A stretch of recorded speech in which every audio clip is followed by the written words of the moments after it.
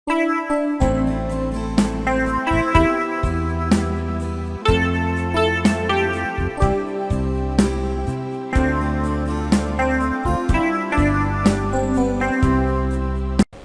bapak, saudara-saudara, orang muda, remaja, dan anak-anak yang terkasih, Shalom, damai sejahtera Tuhan menyertai kita semua. Hari ini Kamis 18 Februari 2021 adalah Kamis sesudah Rabu Abu. Kita akan merenungkan bersama-sama Injil Lukas, bab 9 ayat 22 sampai 25. Mari kita membuka renungan ini dengan tanda salib. Dalam nama Bapa dan Putra dan Roh Kudus. Amin. Mari kita siapkan pikiran dan hati kita untuk mendengarkan dan merenungkan sabda Tuhan dari Injil Lukas bab 9 ayat 22 sampai 25.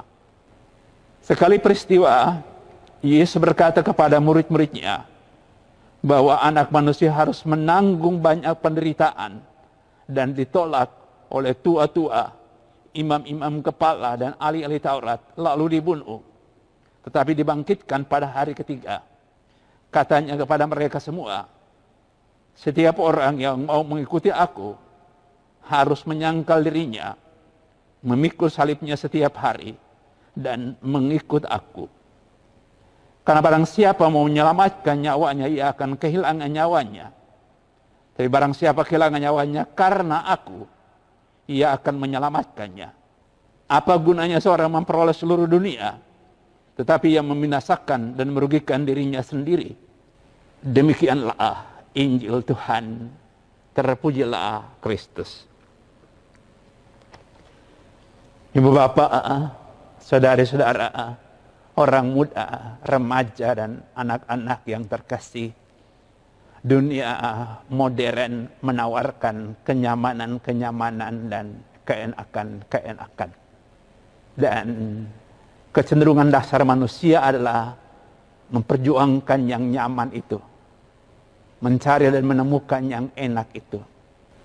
Sesuatu yang sangat kontras dengan apa yang hari ini kita dengarkan dalam bacaan Injil. Ketika Yesus berbicara tentang penderitaannya, ketika Yesus berbicara tentang penolakan terhadapnya oleh tua-tua dan imam-imam kepala ahli Taurat, ketika ia berbicara tentang peristiwa yang akan terjadi dalam hidupnya bahwa ia akan dibunuh, pesannya apa kepada kita di tengah kecenderungan dasar manusia untuk mencari yang menyenangkan, yang enak? Bahwa hidup yang sesungguhnya adalah hidup di mana orang sungguh-sungguh melihat apa yang sungguh-sungguh berguna, bermanfaat, bukan hanya untuk diri sendiri, tapi untuk orang lain. Ketika orang mencari peluang-peluang, menemukan cara-cara di mana hidupnya sungguh-sungguh menjadi hidup di mana orang lain merasakan, mengalami sukacita dan kegembiraan karena dia melakukan sesuatu untuk mereka. Dan cara hidup semacam itu tentu akan menuntut pengorbanan-pengorbanan. Tidak enak. Ketika kita menerima satu tanggung jawab, entah dalam gereja atau dalam masyarakat, di sana pasti ada pengorbanan waktu, tenaga, pikiran, perasaan, mungkin juga materi.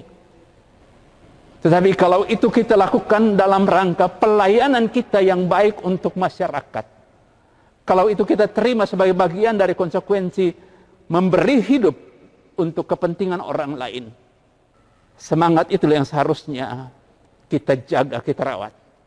Cara hidup yang seperti itulah yang dikehendaki oleh Tuhan Yesus. Ia mengatakan barang siapa kehilangan nyawanya, ia akan menyelamatkannya. Kehilangan nyawa karena dia. Kehilangan nyawa ketika kita melakukan sesuatu yang baik. Ya. Menderita karena melakukan sesuatu yang berguna untuk orang lain. Kita kehilangan kesenangan. Kehilangan nyawa sebagai kehilangan kesenangan.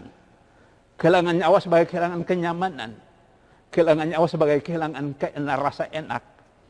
Kalau itu hilang karena pilihan kita untuk melayani, menerima tanggung jawab demi kebaikan bersama. Itulah yang menyelamatkan kita. Mari kita berdoa untuk itu. Tuhan memberkati kita semua. Amin. Dalam nama Bapa dan Putra dan Roh Kudus. Amin.